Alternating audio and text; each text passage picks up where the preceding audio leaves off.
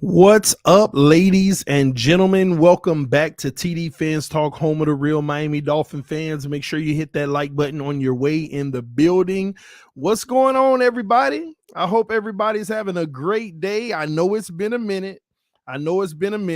Y'all let me know if you can see me and hear me just fine, all right? Let me know now if you can see me and hear me just fine because, I had to hook a lot of my stuff back up. It's been a while. So let me know right now if you can see and hear me just fine. I'll wait on y'all response.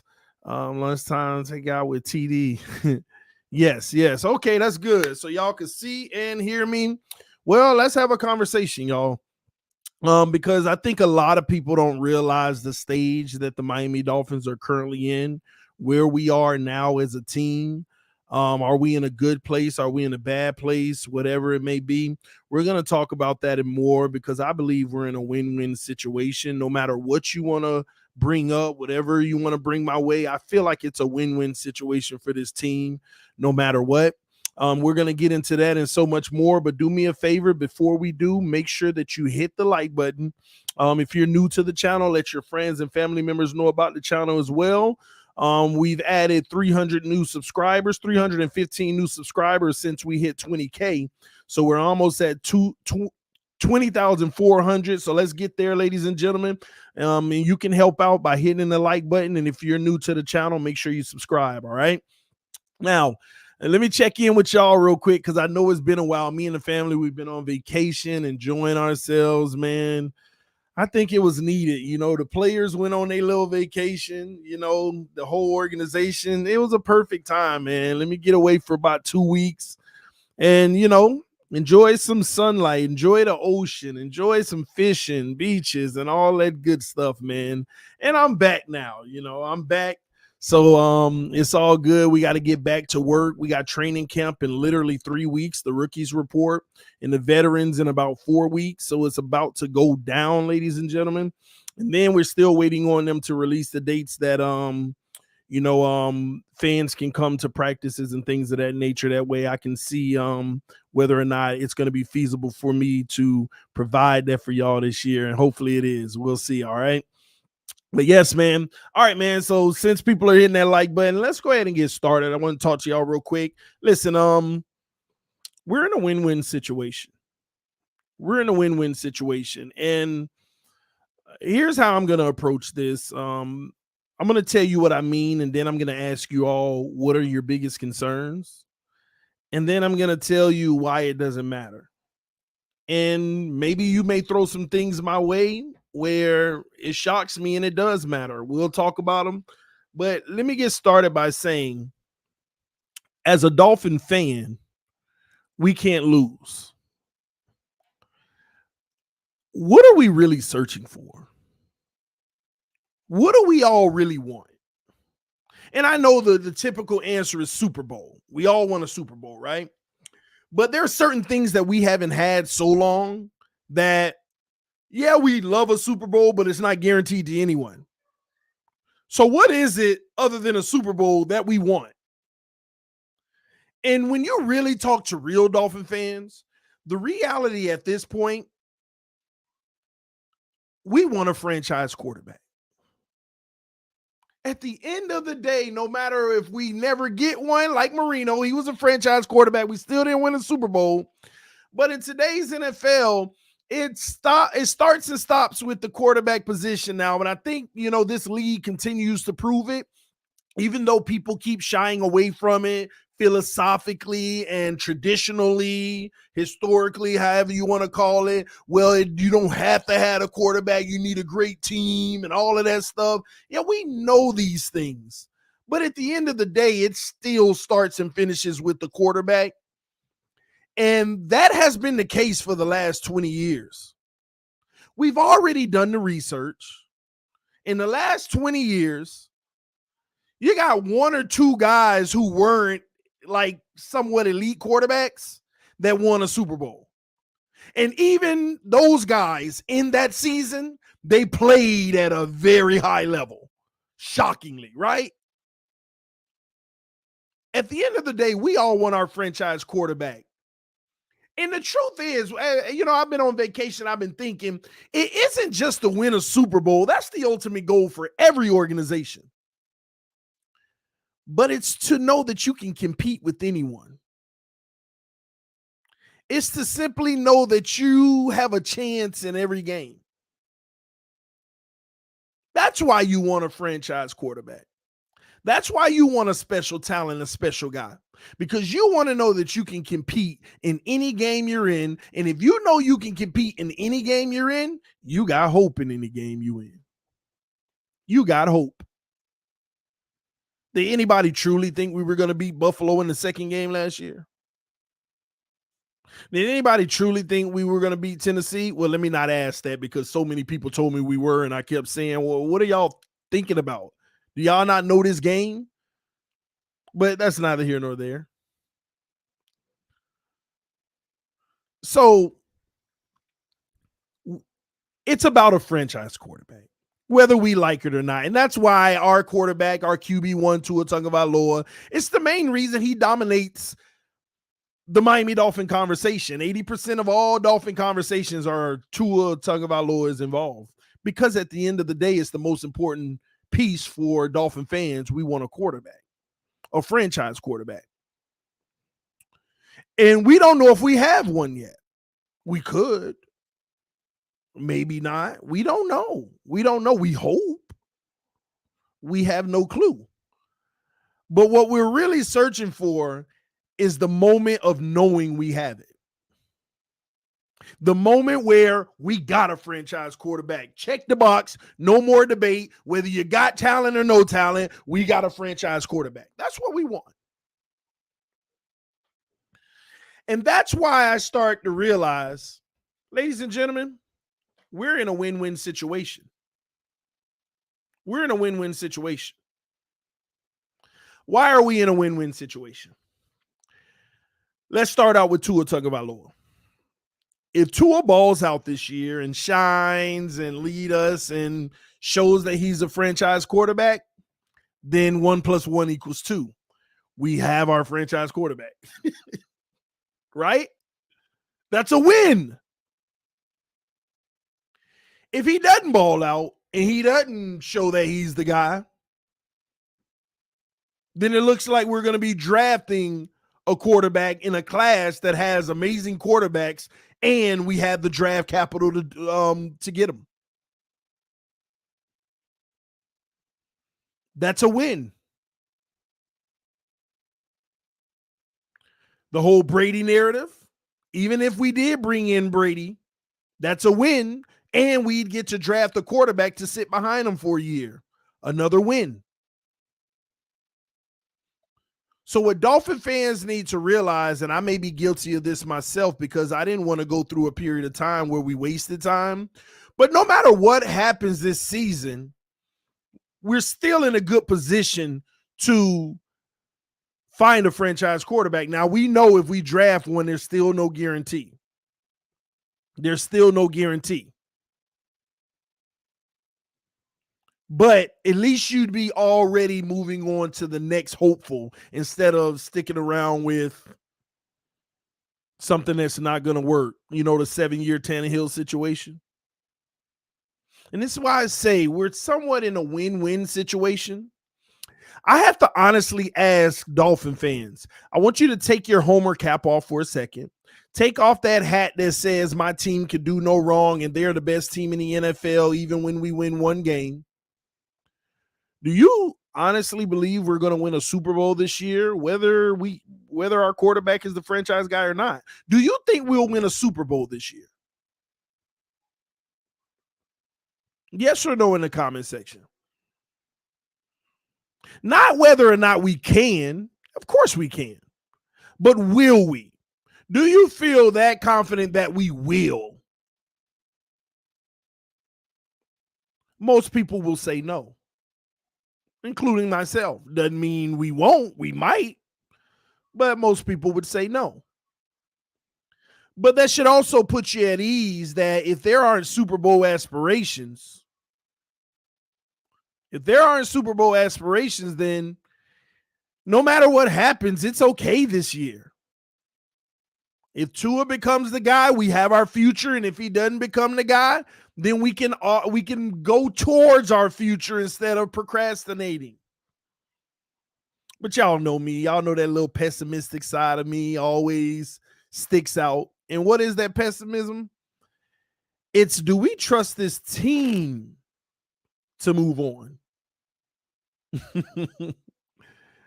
If he doesn't turn out to be the guy, do we trust this team to do what they need to do and go draft one of those guys coming out of college? Do we trust them?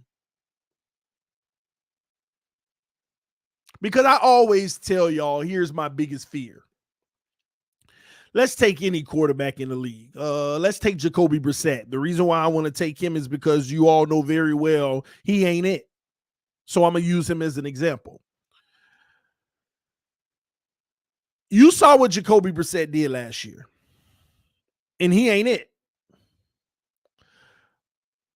But if Jacoby Brissett gets Tyreek Hill, Teron Armstead, and some running backs in a running game, he still may not be it, but would his numbers improve? Yes or no in the comment section. And be honest. Would his numbers improve?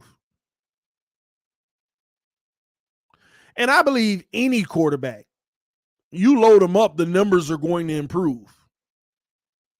Any quarterback. But does that mean the quarterback improved? And that's my biggest fear. And I know some people will say, oh, you're trying to already move the goalposts. And because if Tua does well, no, I want him to be our franchise quarterback.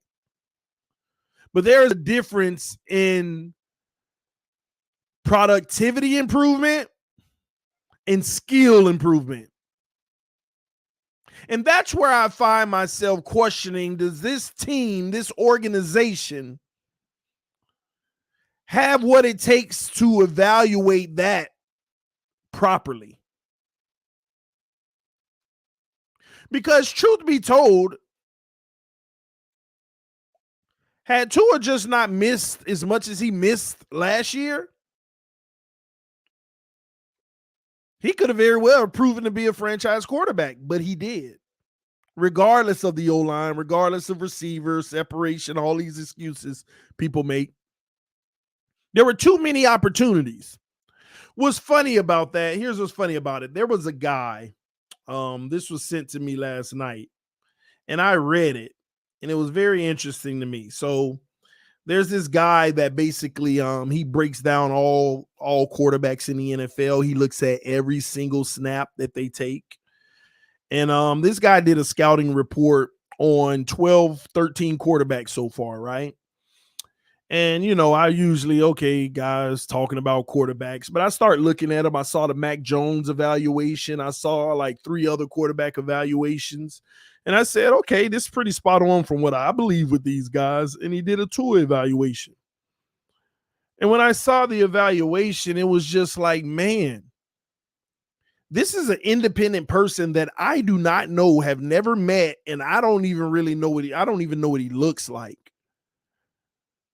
But he went and he did an evaluation of all of Tua's dropbacks, over 400 or whatever, 431 dropbacks. So I'm pulling it up now. And it's like, I don't know this man. This man doesn't know me. But why is it so hard for people to see what's on film? He literally hit everything right on the head. Every single thing that I've been saying for 2 years. He has no vested interest in Tua. He doesn't care if he succeeds or fails because he has aspirations to be a general manager one day. But right now, he's just evaluating. He's just evaluating every quarterback in the NFL. And when you see what he wrote up on the evaluation, and it's long and it's extensive, y'all. He puts statistics to it. He looks at every throw. He puts them in categories. This is an elite throw. This is a great throw. This is the pedestrian throw. This is a whatever throw. This is a routine. All of that. Gives you the percentages, everything, and he has no vested interest. You have the link. I'll drop the link. Let me see if I can post it for you all. And multiple people sent this to me, but you know, I get this stuff all the time. But I actually did my research, and I see that. Now, give me a second. I see that he actually did real research. He's just not out there attacking Tua, even though, you know, the facts are the facts. And it's like, why do people not see this? And it's clear as day. Now, give me a second. I'm about to post it in the chat right now. And this is a read. It's not a video, just so you know. This is something that you can read and go down thoroughly on all the. Now, he also gives his opinions, and you don't have to, you know, subscribe to him, but I just posted it in the comment section. You don't even have to subscribe to the Patreon to get the information, but it was very interesting to me, and it was very detailed. You did research on the guy who actually did research. Absolutely, because you want to see, you know, if there was an agenda. You want to see, you know, you want to research him, say, oh, he's always bashing Tua. I don't need to listen to this. Oh, he's always praising Tua. I don't need to listen to this. What y'all need to understand is I rarely take information from anyone who constantly bashes Tua when it brings out the personal opinions and constantly praises Tua. I never. I want to hear stats analysis that back up what you're saying.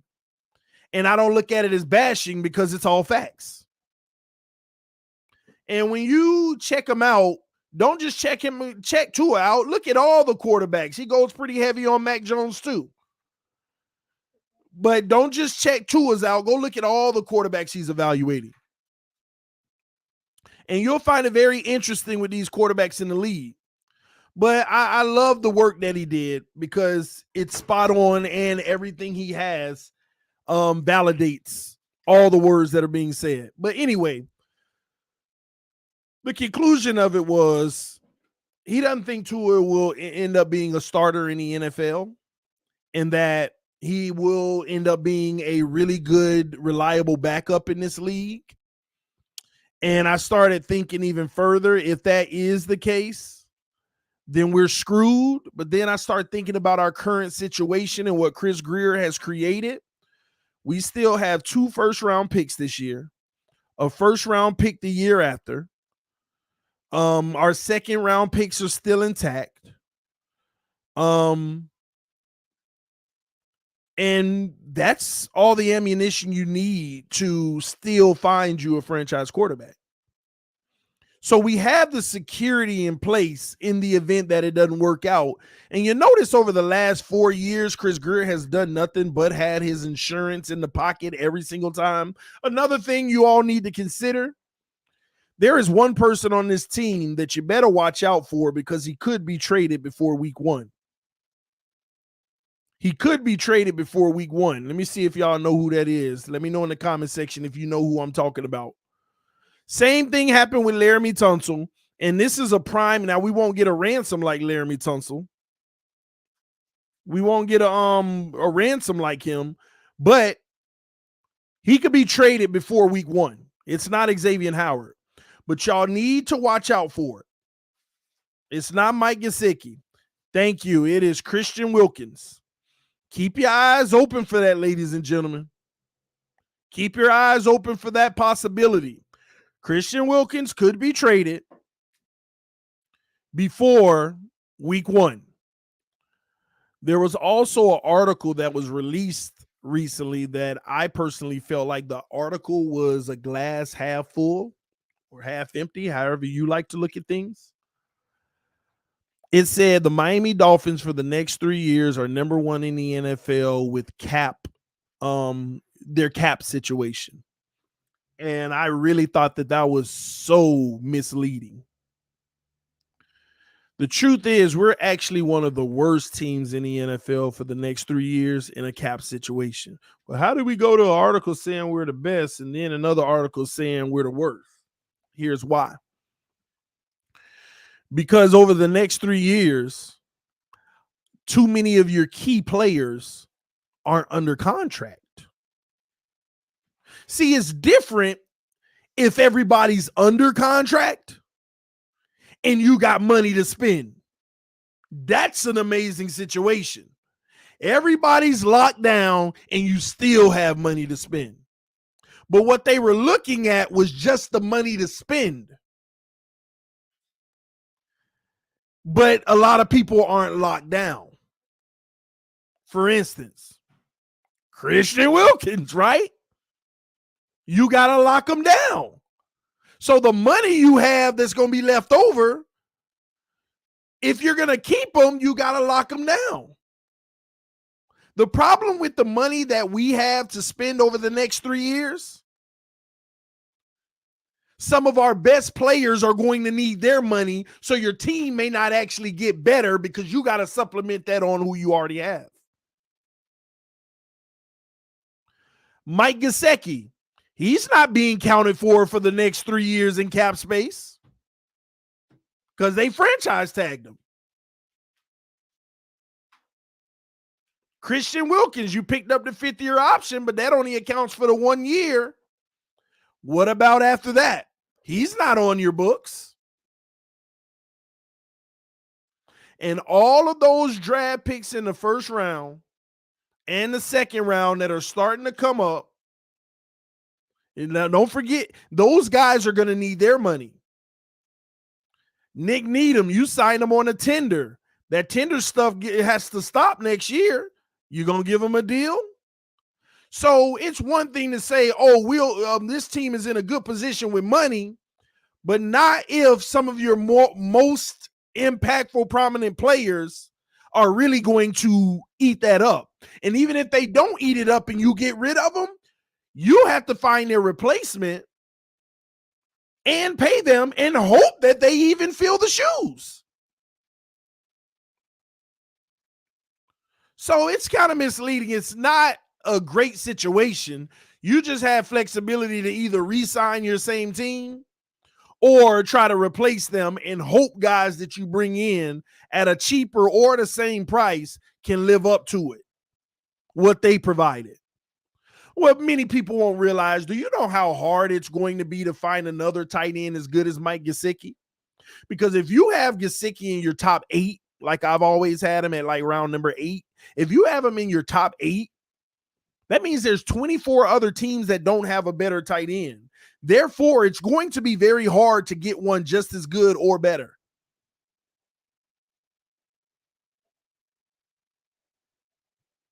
Christian Wilkins, luckily you have Zach Zeiler. The only issue with that is the backups behind him, they're capable right now, but they're old. I only trust them for the next year.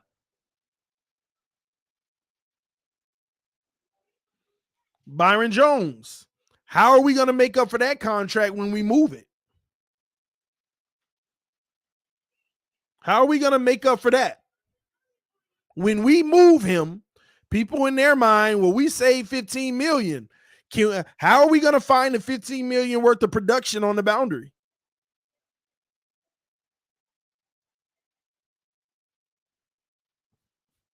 And be as productive. Same with Xavier Howard. That's a 2-year situation. Technically.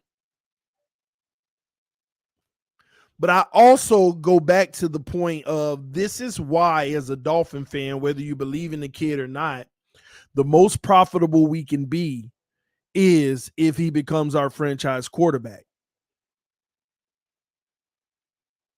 If Tua can become our franchise quarterback, how that benefits us, we have 3 first-round picks in the next 2 years. We need somebody who's going to be able to replace Gesicki potentially. And we're not talking about, a third-round Hunter Long, and maybe he can, but until he does, we don't know. We need a first-round pick that's going to be able to replace Byron Jones. We're going to need one that's going to be able to replace X eventually.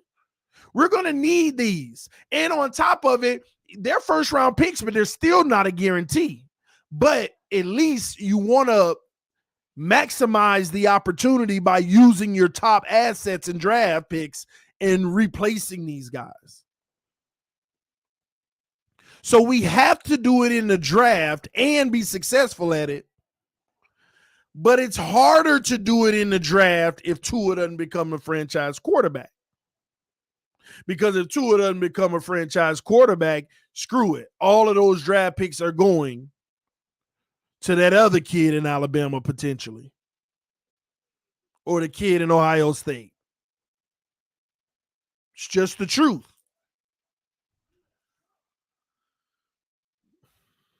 That's why a lot of times, TD, you don't want Tua to succeed. Truth is, I need him to. I need him to. It's not a case of what I want. It's what we all need. We need Tua to succeed. But will he? That's the biggest question. And I know a lot of people, yes, he will. You'll see. No, he won't. You'll see. Either way, if you're a Dolphin fan, we all need him to, because those are key positions. Do you know what this team is without X and Byron? Do you know what this offense is if it doesn't have Gesicki streaking across the middle? Not to mention, we might even need to invest one of those first-round picks on the left tackle. I mean, how long do you think Armstead is going to be going? He's older. And if you look at the deal, they know he's older. At some point, you're still going to have to reach right back into the left tackle market, one of the most important positions.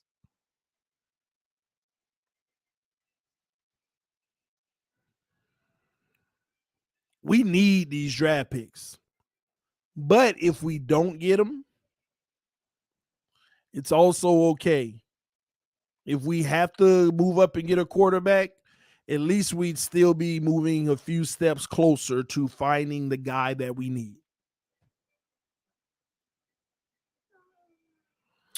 If only your chat was more objective like you, TD. These fools don't know. Listen, man, I said this on Spaces earlier today.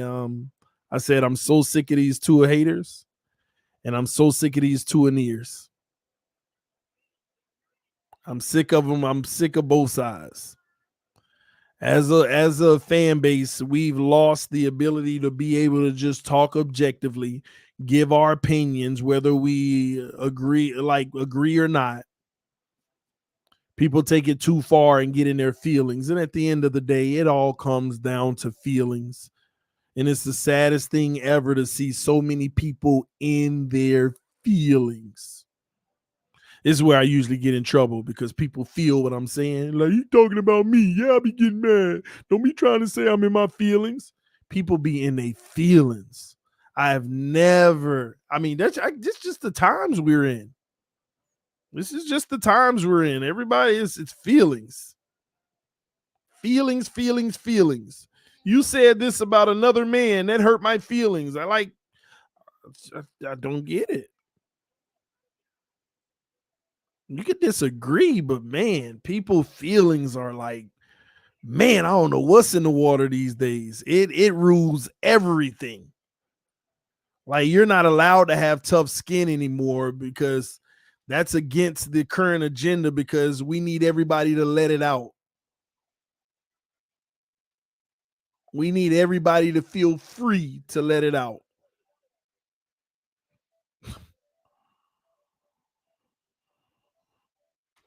I don't know.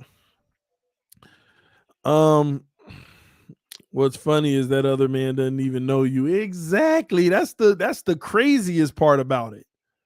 Like I want you to think about it. Like, somebody say something about Tua, right? He never heard it, nor does he care. But people care more than he cares. It's like the craziest thing ever. It's the craziest thing ever to me. But it is what it is. It's the element in which we're in today's world. Somebody also said on the spaces earlier that the truth of the matter is this is all about who's going to be right. Whether this platform's going to be right, whether TD Fans going to be right, whether this is going to be right. I want to say this for the record. I don't care about being right. And let me elaborate on that, because some people will take that, oh, see, you can't listen to him because he don't even care about being right, whatever, right? Those are those feelings people. What I mean by that is this. I give the facts. Facts can't be contested. It is what it is, whether you like it or not. This is what happened. Then I give an opinion. It's an opinion. Nobody should care if their opinion is right or wrong, because it's not a fact. It's what you believe.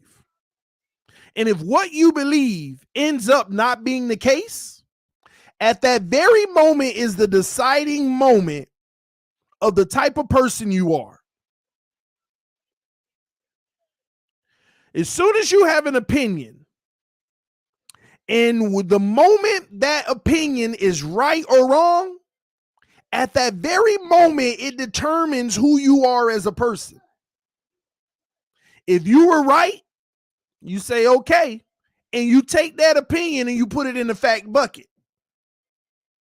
It is what it is. If you were wrong,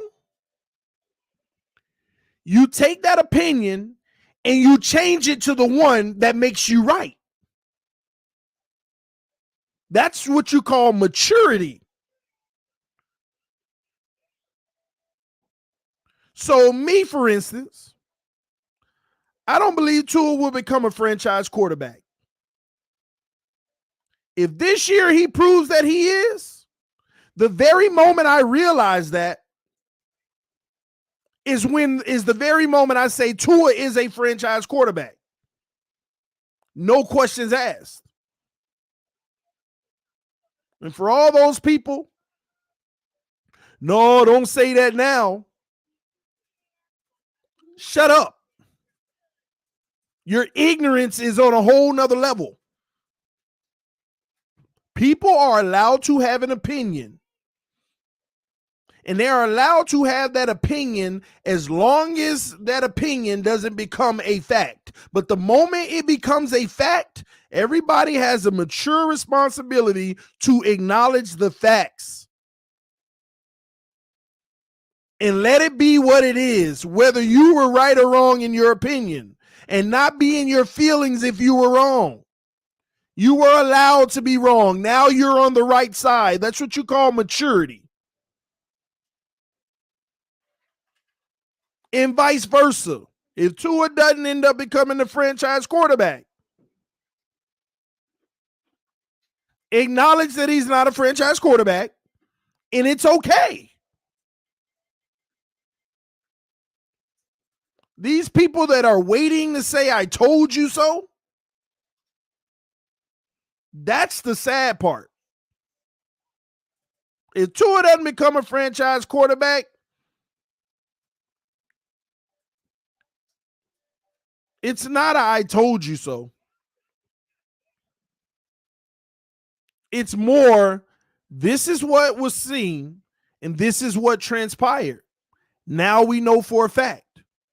If he does become a franchise quarterback, it's not I told you so. Now you have a right to say I was right. But even your opinion wasn't a fact when you were saying so. We all out here waiting to see whether or not Tua Tagovailoa becomes a franchise quarterback. None of us are right nor wrong at this moment. At this very moment, on the question, is Tua Tagovailoa a franchise quarterback, there ain't a single person who's wrong or right in whatever they believe in their answer of that question. Not a single person. And once he proves to be or proves not to be, then there are some people whose opinions were right and there are some people whose opinions were wrong. But nobody should feel bad about having their original opinion. But it is your responsibility at that very moment to get on the right side. If you can't handle that, you're just an immature individual. This isn't that simple. You're just not grown up. You still have those childlike mentality. Yeah, I told you so. Yeah, oh yeah. None whatsoever. So time will tell, ladies and gentlemen.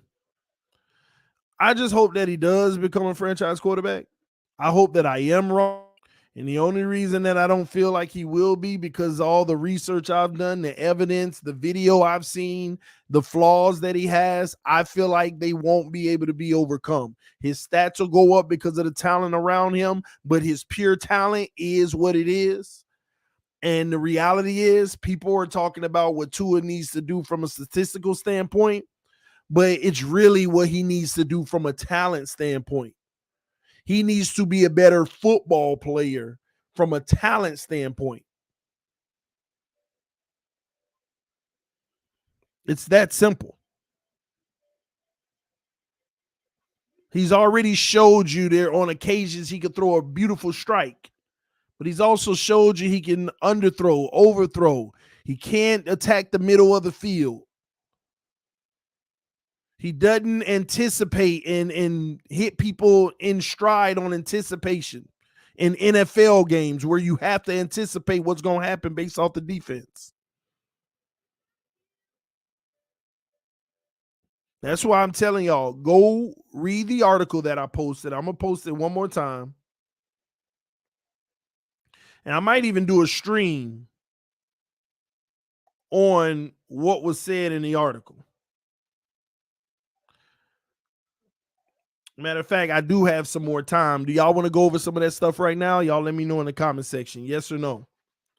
Do you want to go over some of it right now? I can actually pull it up and we could talk about some of the findings. And once again, this is someone who literally is evaluating all quarterbacks. There are 13 quarterbacks in, and they have no bias. They have no bias. But they do have some opinions, which again could be right or wrong. We don't know yet, but we'll go through it. Let's do it. Since most of y'all are saying yes, let's do it. Let me pull it back up real quick. Y'all give me a second. All right. Money Where the Film is who this guy is. He basically said, I'm Joe. One day I'd like to quit my job as a lawyer to be an NFL GM. For now, I evaluate players' film for fun and put my evaluation to the test by betting on football games, informed exclusively by my own legwork. Um, he also hosts the podcast with sports betting and all of that stuff. And in 6 years of betting sides, I have never had a losing season, whatever, right? That's all of that spiel. But I want to go into Tua Tagovailoa's breakdown. He basically looked at every single game. Let me see. How can I get this on the screen? Y'all give me a second. Y'all bear with me one moment. I'm gonna see if I can get this on the screen for you all because it may be better suited. All right, so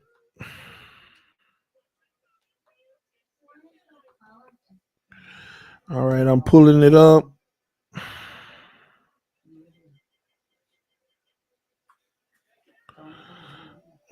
Accept. Okay, here we go. Let me share screen. Let me go with window.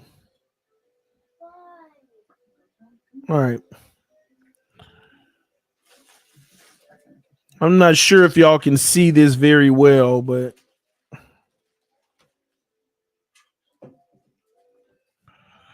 all right. So Tua Tagovailoa's 2021 scouting report. Okay. I graded all 431 dropbacks of Tua Tagovailoa 2021 season. Here is what I found. So at the top is every game that Tua played. And again, you may not be able to see it very well, but I did give you the link to this. If you wanted to follow along, I did give you the link to this so that you can see it. Basically, Tua obviously didn't do very well in the grading. Matter of fact, let me see if I can blow up the screen real quick. Give me a second.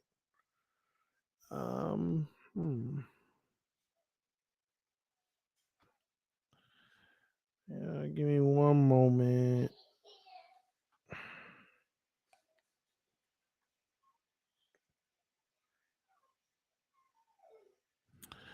One moment. Yeah, it's not blowing up for me. I don't. That's because it's in Safari. I needed to be in Google. Anyway, I'll read to y'all what it basically says, okay? On this chart at the top of the screen, it's every game by week, okay? Give me a second. Let me see if I can Y'all give me one moment. I'm gonna put it on another browser and it may show up way better. Give me one moment.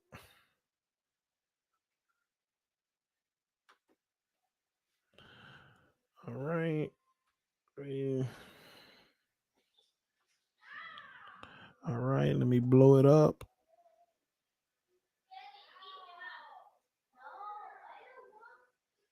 Okay, this might be better. Share screen. Let me go window. So share. All right, so I can blow this up more and that'll help. All right. Still maybe blurry for some of y'all, but I'll walk you through it, okay?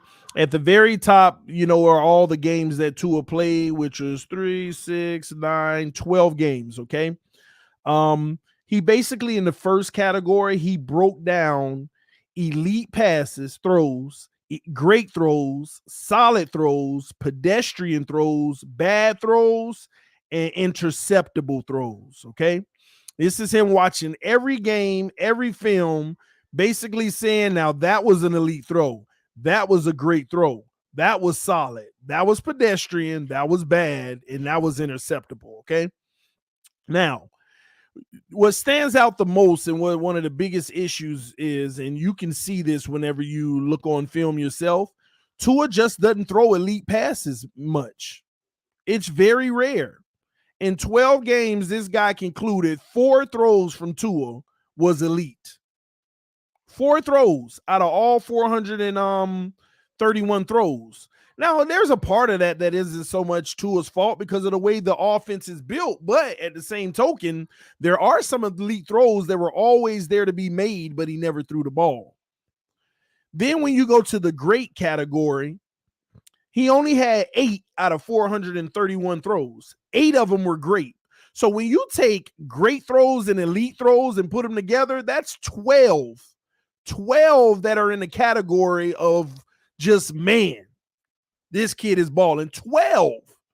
And I'm sorry, ladies and gentlemen, some people have 6 to 10 a game. I'm just keeping it real, all right? And between both of those categories, 3% of his throws are either elite or great. And solid, the solid category, he had 61 solid throws, and that only made up 14.2% of all his throws. And here's where the issue comes: pedestrian throws. 190 of them, 46.2. Now, pedestrian throws are throws that college quarterbacks are expected to make easily. It's just easy throws, pedestrian. Tight end slipping out. Here you go. It's nothing to rave about. You got to make the throw, but pedestrian throw. And the truth is, that's really what the offense was predicated off of, allowing Tua to make pedestrian throws. And this is where we get the narrative of accuracy. And we're going to talk about that too, because he breaks it down very well. The bad throws, there were 93 bad throws, and that made up for 22% of all throws. And I want y'all to let this kick in. Between elite throws, great throws, and solid throws, he had more bad throws than all 3 of those categories. He had more more bad throws than all 3 of those categories. And then the last one, interceptable, he had 19 interceptable throws, which is about 4.4%. And we know how many people dropped a lot of his interceptions. It was almost scary. Like it was meant for them not to catch it, how easy they were, and they still didn't cash in. So that was also very interesting. Let me go up one more notch, see if that makes a difference. All right, let's keep going. The tools, and by the way, these are the grades that he got in these games, y'all. New England game, a F based off of these metrics, right? Jacksonville, C-, Atlanta, C, Buffalo and Baltimore, FF, Jets, Carolina, Giants, C+, D- against the Jets. New Orleans, Tennessee, and New England, FFF, with a D overall rating of a 0.89 GPA based off of this. He also has QB sacks on here, no fault sacks. Let me see here. That'll be interesting too. And this is really good for Tua. He had 11 QB sacks and 10 no fault sacks. So only 1 sack was his fault. And this is where he does thrive in the pocket. He does very well avoiding sacks. And if he does get sacked, it definitely isn't his fault. That's the total opposite of Tannehill. Tannehill, he would have probably had every sack that was just about his fault. But Tua is very good in this area, and these numbers reflect it. Getting sacked 11 times and 10 of them not your fault, only 1 sack being your fault, that's pretty doggone impressive. Throwaways, he had 4 throwaways, which I'm telling y'all now, which is just the weirdest thing ever. I've never seen a league where quarterbacks don't throw the ball away like they used to. And 1% of Tua's passes is a throwaway, 0.9. What else? Runs, 7 runs. He only ran the ball 7 times. That's why I tell y'all, when people really argue with me, Tua is athletic. Did you not see them runs he had? 7 runs in 12 games. I always argue that with people. Always.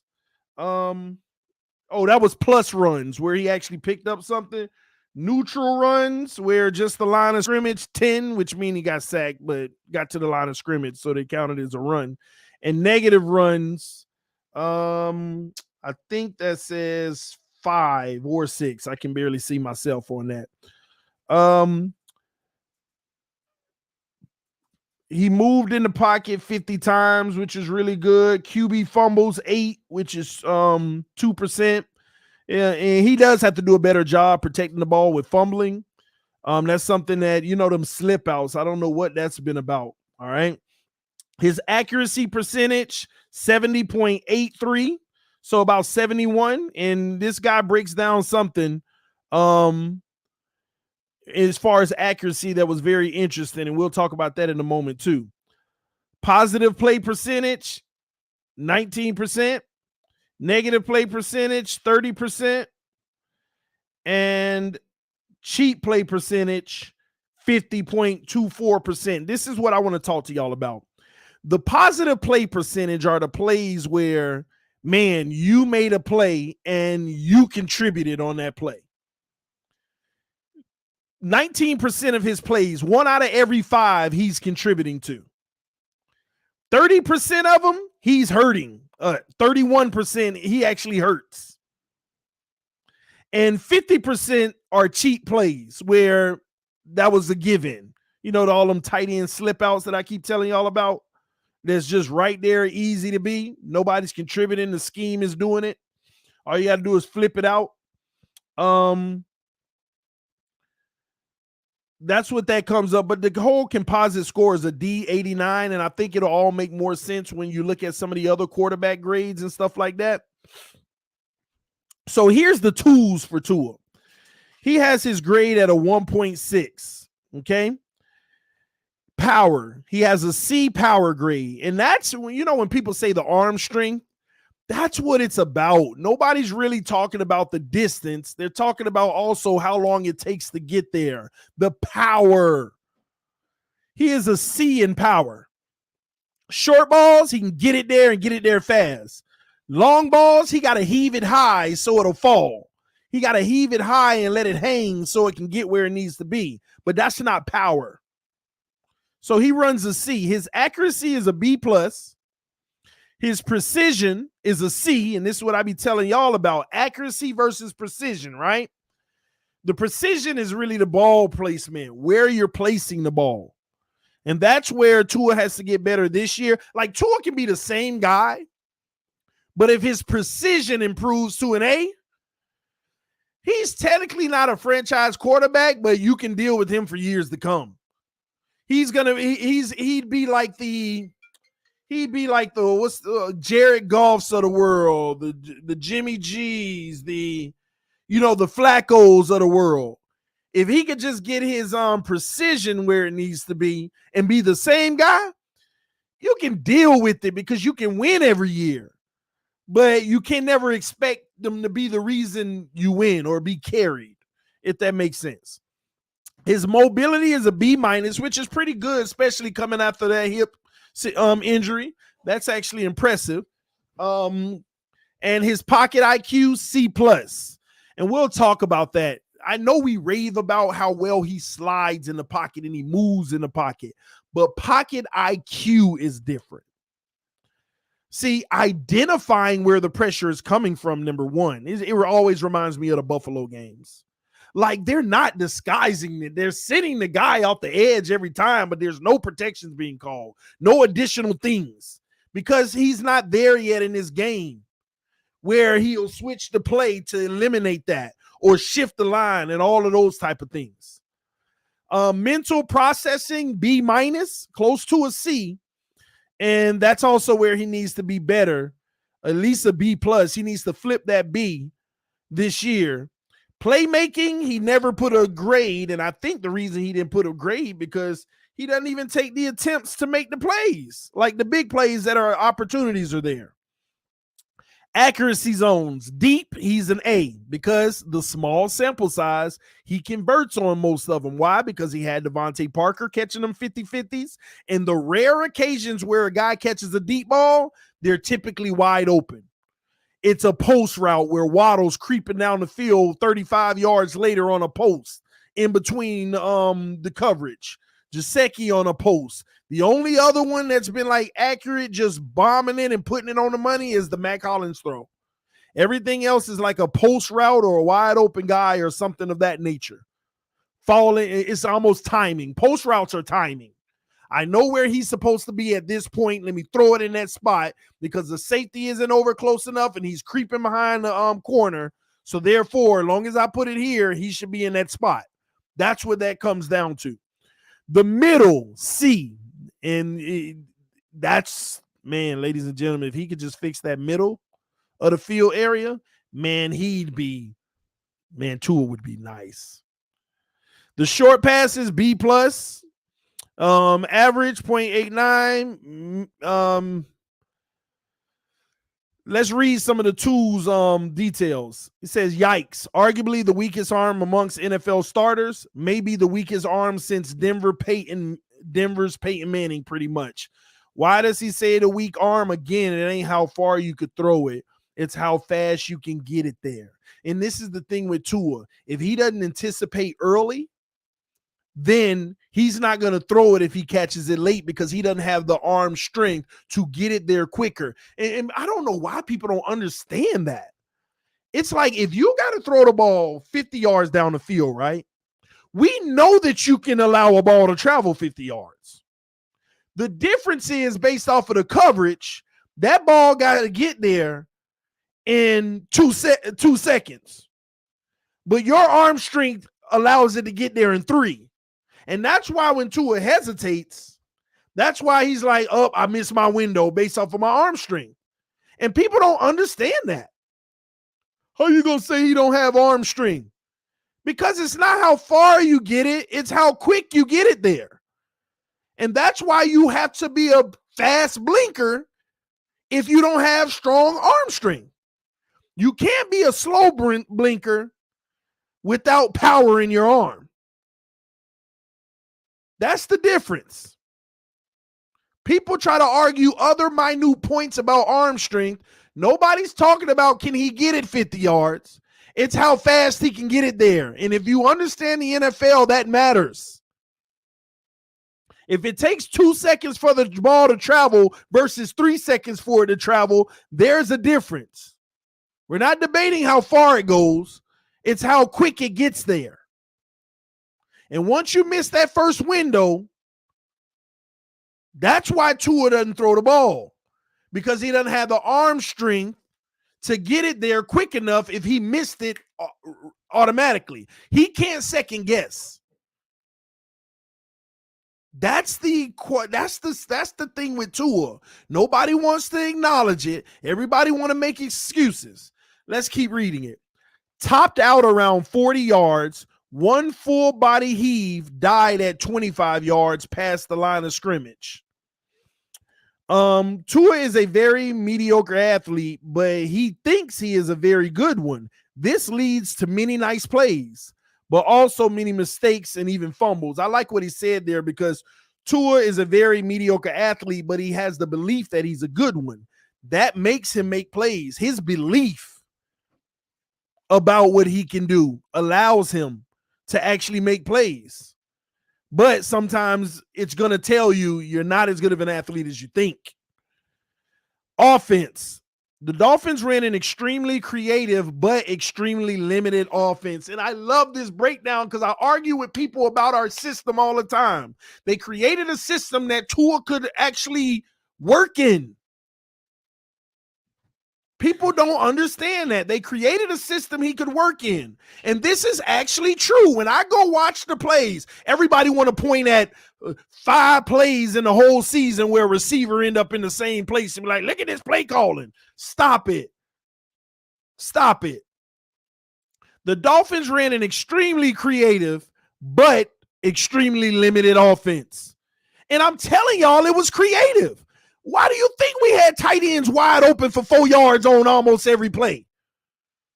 What they did is created a simple, basic system that could beat most common coverages by just making sure that he just hits his target on the short ones and they can move the ball. But again, the problem comes when the opportunity for the big one is there and you don't take it. There is a ton of intricacy in the design of the route concepts, but they are so incredibly condensed that it becomes worthless. The Dolphins run a lot of RPOs and play action. They ran flea flickers more often than most teams as well. Ironically, Tua ran a very similar offense to what Josh McDaniels created in New England, albeit with slightly more read option and zone read concepts. Almost every passing play was a screen, a slant, or a play action crosser. What did I tell y'all?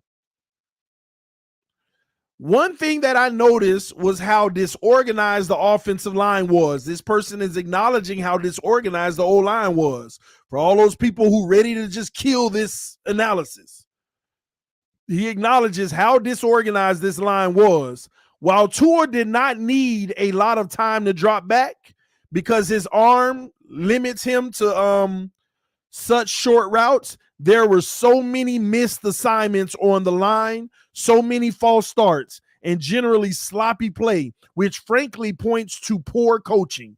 There's your acknowledgement, ladies and gentlemen, that everybody wants to say I miss out on. This is a clear acknowledgement of how bad the O-line was. I am hopeful that this offensive line will improve a lot under a new regime. Hopefully they find a QB that can leverage that protection to stretch a defense out a little, because Tua allows defenses to condense themselves into effectively two levels, as he cannot attack the intermediate level. Here we go. He hit it right on the head. He acknowledged the offensive woes. But here it is.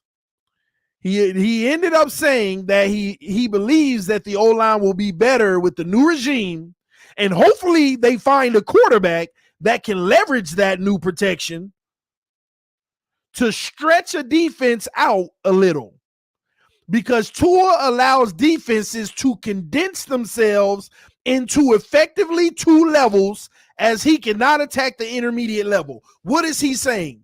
He's saying that defenses only play the shallow in the deep versus Tua. They do not play the intermediate. And what did we see on film? What did we see on film, y'all? We saw on film, when I did the all 22 study every week, we saw wide open players in the intermediate on over the linebacker, under the safety, and he wouldn't even throw it. And when he did throw it, it was an underthrow or overthrow. He rarely made those throws. He rarely made those throws. And that is why it was easy for defenses to hone in. They played the Tennessee game and all of that. They played the short stuff, and they made sure you never can beat us deep. Let's make him beat us in the intermediate, because that's where he struggles the most.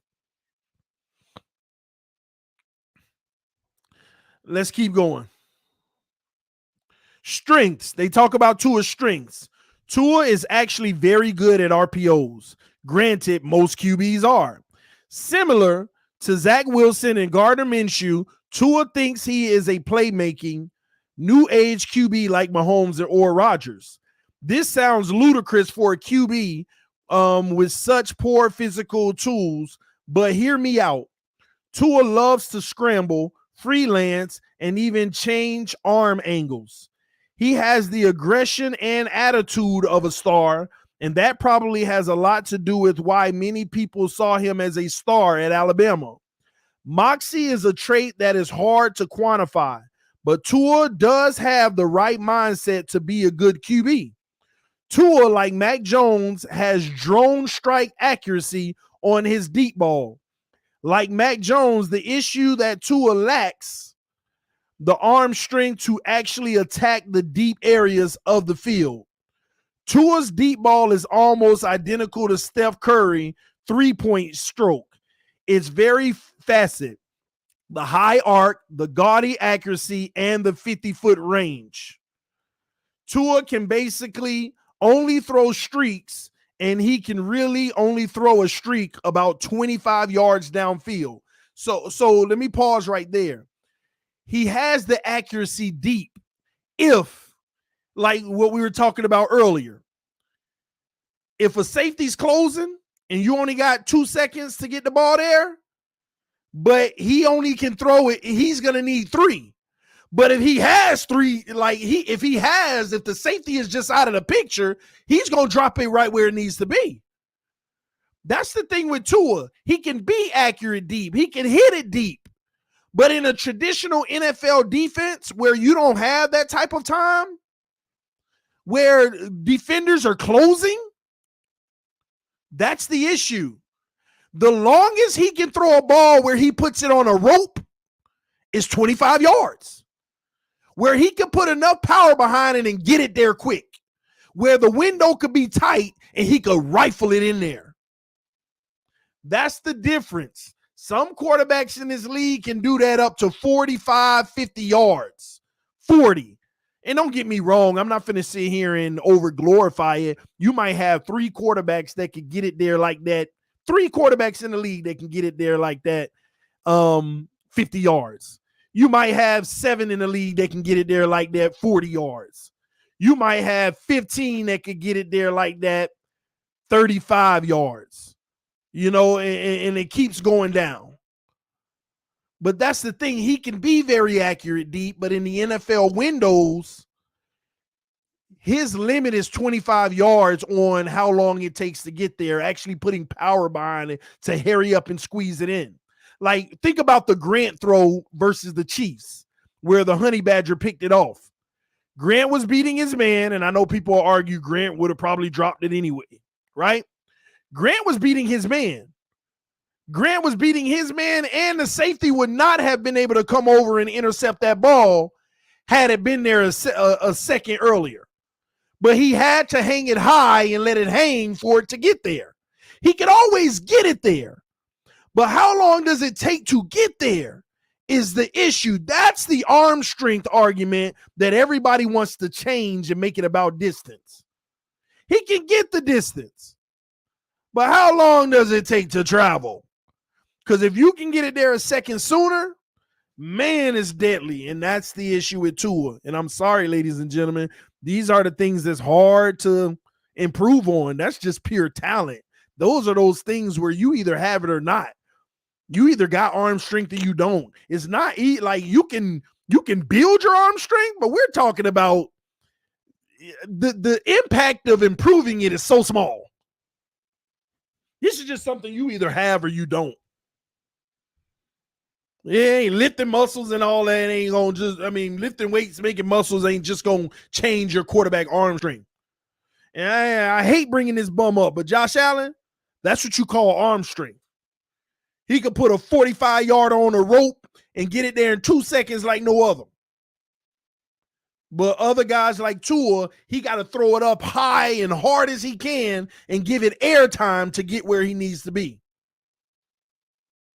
That's how that works. How much air time do you have to put under the ball? Look at Herbert. I done seen Herbert throw 40-yard strikes down the middle of the field. It barely had to get up high. He just threw the strike right down the middle. That's arm strength. But other guys have to compensate and put it up high so it can keep moving forward and fall down. And it takes longer to get there. And let me give you an example. It's just like a triangle. If you can see my mouse on the screen, right? I want you to look at this line over the top of my head. You go up and you go across. Point A is my head right down here. And you throw the ball up high and it falls all the way over here. But some guys could just go straight through the middle and get it there. And if you know anything about angles, you know which one is a longer path. Straight through the middle or around the corner. Straight through the middle is always the quickest way to, the quickest path. That's what I'm trying to explain to y'all. All right, let's keep going. This means that a receiver would have to burn his DB clean off the snap in order for Tua to uncork one of those 20-yard teardrops. Most wide receivers win a streak or go route at about 10 to 15 yards downfield, which is true. Most wide receivers, I don't care if you Tyreek Hill, when you going on a go route, you ain't beating your man until about 10 to 15 yards down the field. That's when you start getting your separation. It don't usually happen at the line of scrimmage. But Tua would need it to happen at the line of scrimmage for him to see it, to be able to do it. For a weak arm QB like Tua, it takes another 15 yards or so for the ball to travel from the tip of Tua's fingers to those wide receivers. That means that even when a non-existent release, Tua would be all out of range to lead his man on a deep ball. In some, it is frustrating to see such a limited quarterback not only hamper his entire offense, but even squander his best individual trait. I want y'all to hear what he just said. That's the frustrating part. His best trait is the accuracy deep, but he limits the offense because how long it takes for him to get the ball there. He can't even use his best trait. He can't even use his best trait because he ain't got the arm strength. And this is why he just has to be a better anticipator. But the sad thing about being a better anticipator, more picks are going to come just in case you anticipated wrong. And really, Tua intellectually may not be a better anticipator. It's really going to come down to him guessing. I think Tyreek will beat this man. Let me just put it there right now. And hoping that it happens. But when you go back to Alabama, it was easy. He didn't have to anticipate or anything. Them guys was going to be open 9.999 times out of 10. So just put it up. Snap the ball, put it up.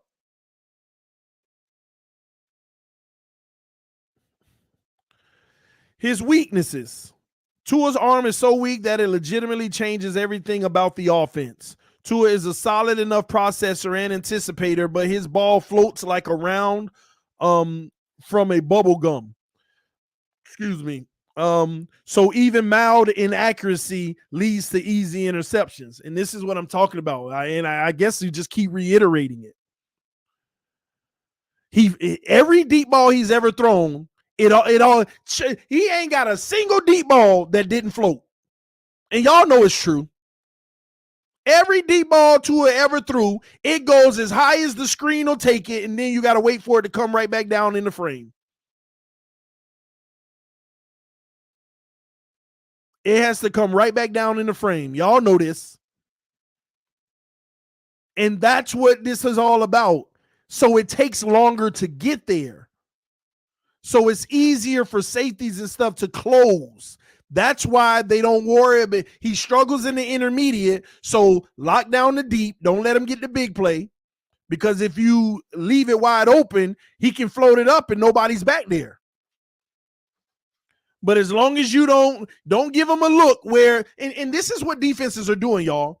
They're saying we're going to play the deep ball because he's not going to throw those deep balls because it take long to get there because he know a safety will be over there to pick it off. That's why Tua never throws it, y'all. Don't say, oh, he ain't got the time. We show on film every week.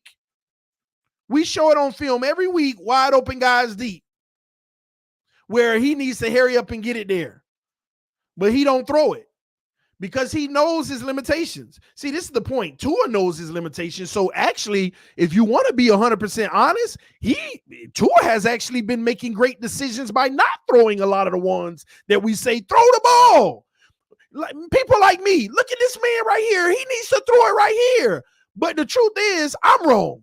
Because if he did throw it, it's going to hang too much and the guy's going to catch up and pick it off.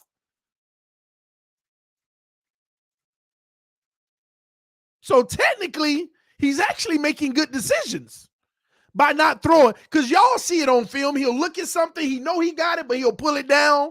Yeah, but it ain't going to get there quick enough. So technically, he's making good decisions. But we also need to recognize that's limiting our offense. Those plays were there to be made. He just can't make it. So when somebody came out anonymously to Omar Kelly, one of the players, who said Tua can't make all the throws, it ain't that he can't put it in a spot. He just can't make all the throws due to his arm strength. This is what Omar been telling y'all all this time that this quote-unquote anonymous player been saying. He can't make all the throws because his arm strength won't allow him to. In the NFL, these windows are tighter, ladies and gentlemen. And what we need to realize is these are his deficiencies, and you have to work around them. How do you work around them? I'm sorry. You're going to have to run exactly a system like what Brian Flores and them did. That's why I keep trying to tell y'all this Mike McDaniel system ain't going to be too much different. You're going to see a lot of dink and dunk, some of the same stuff. They're just going to rely on him to improve his ball placement and while he's working on his intermediate. You can't change this man's arm strength.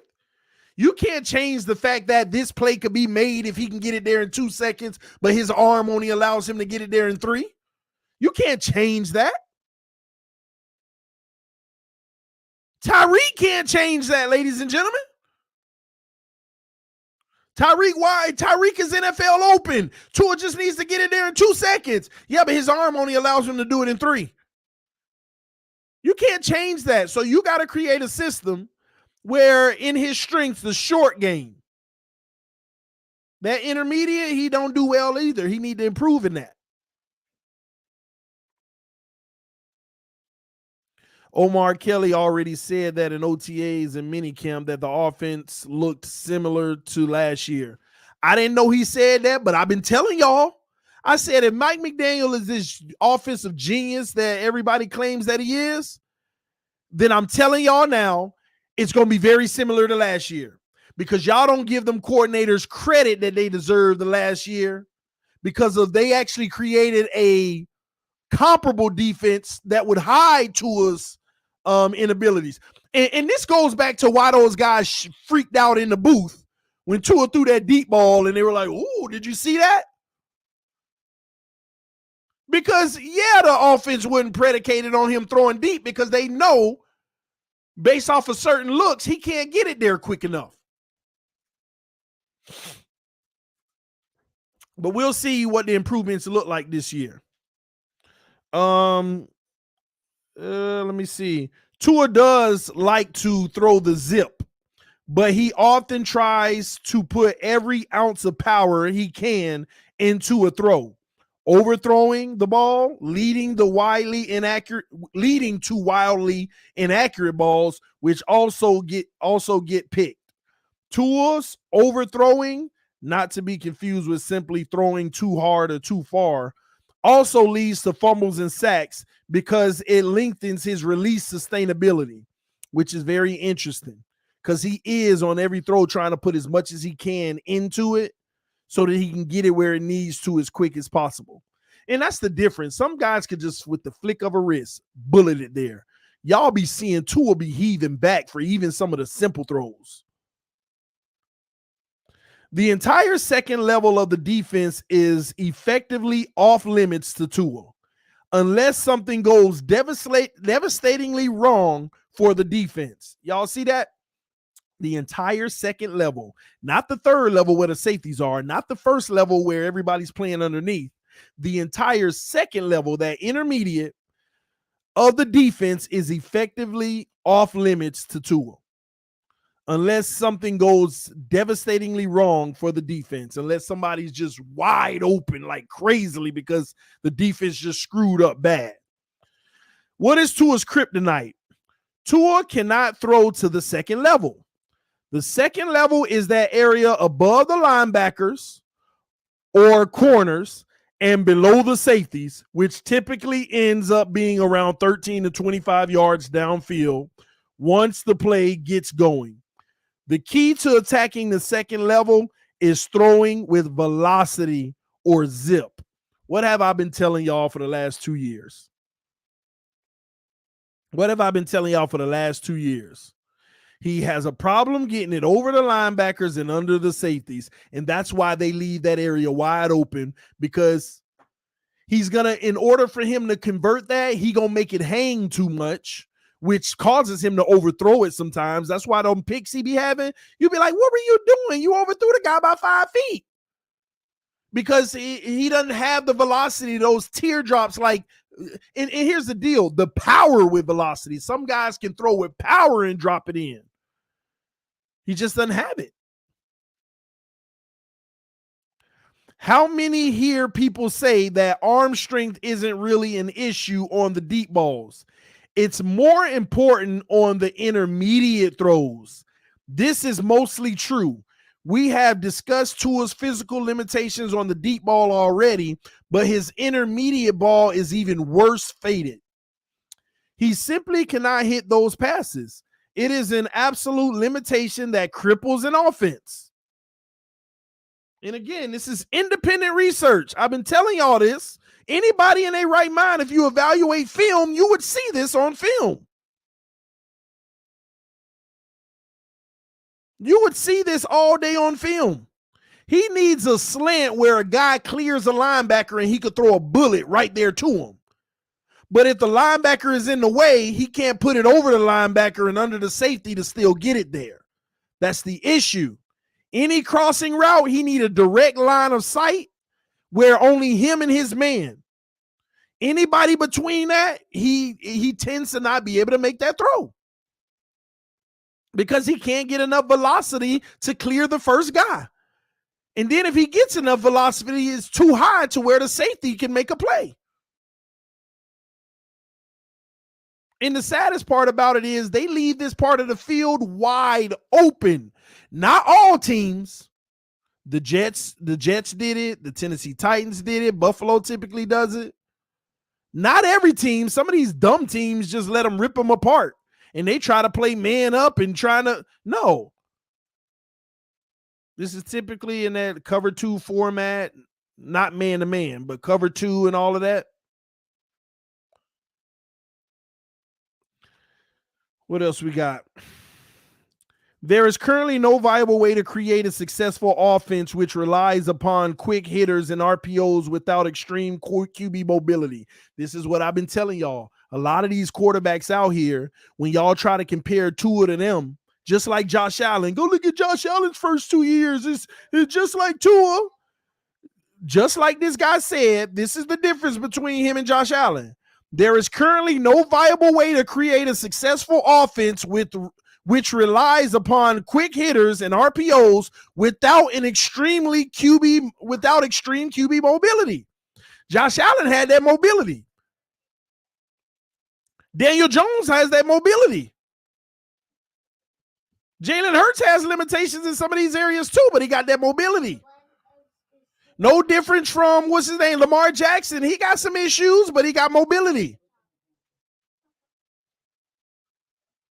It's hard to create an offense around a guy like this that don't have at least that trait of mobility, of just that next level skill that makes the linebackers and defenders pay, because you scheming for the short and deep, but I'm going to rip you apart and get to the middle level with my legs.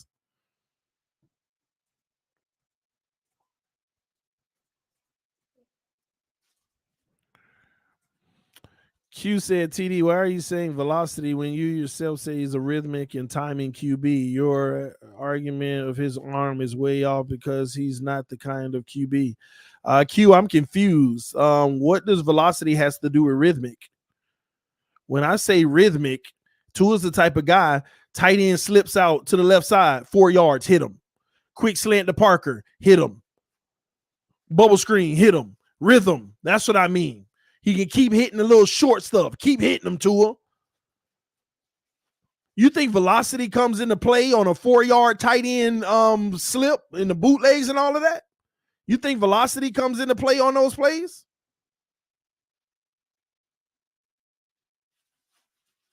No, they don't.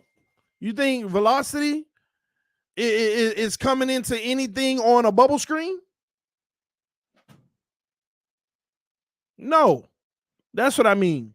There's currently no viable way, blah, blah, blah. Okay, there is no offense that Tua fits. Let me see. There is no offense that Tua fits, only ones he ruins less than others. Now that's tough. Tua would be a consummate backup, though, as he can do just enough to get by in short spurts. Summary. Tua is a terrible QB. He may be the worst I've ever seen start for multiple years in the NFL. It isn't that he is necessarily bad at the things he does most. It's just that even the things he does most often aren't helpful. His hallmark are accuracy and precision, or they are at least supposed to be. The issue is that his accuracy, to the extent to the extent it even exists or could improve really only applies within 10 yards of the line of scrimmage.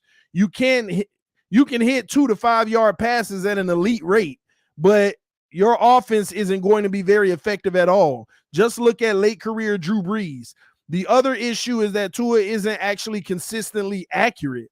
He threw accurately on only 70.83% of his aimed passes. This is an extremely mediocre rate compared to other starters. The average accuracy percentage of the 14 QBs that I have finished breaking down is actually 72.3. Tua is accurate less often than the average QB I have scouted. This is what I'm talking about, y'all. These are those throws that aren't pedestrian and all of that. We're talking about the real NFL throws, all that intermediate and all of that. His bad throws, he's actually not as accurate as people think. He's just as accurate as anybody else in those short passes under 10 yards. It's just that other people throws think about it. Tua ends a season with a 70% completion. Oh, he's accurate. He's more accurate than the guy who ended with 69. But the guy who ended with 69 literally has 10 times more intermediate and deep throws than Tua. The harder throws. To where if you do the adjustment, if Tua threw at the same rate that they did in those areas, Tua would end up around 64, 65% completion percentage. But since he overwhelmingly throws within 10 yards more than most people, that's where you get it from.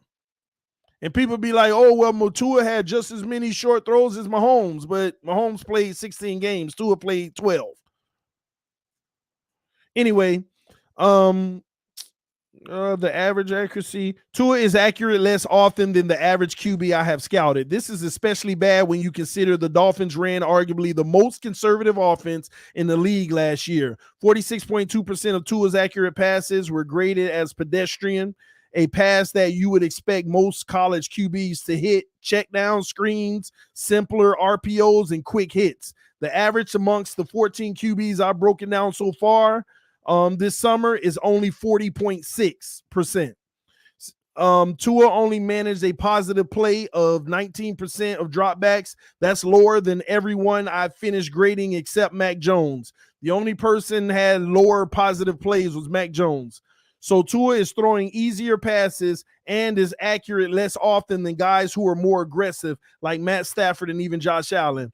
Despite providing very little upside or explosion, Tua actually puts the ball in harm's way at an incredibly high rate. Tua had a turnover-worthy play on a league-high 6.3% of his dropbacks. The only QB who threw interceptable passes more often was Lamar Jackson. Tua threw an interceptable pass on 4.95% of his aimed passes, which doesn't include the throwaways or push passes.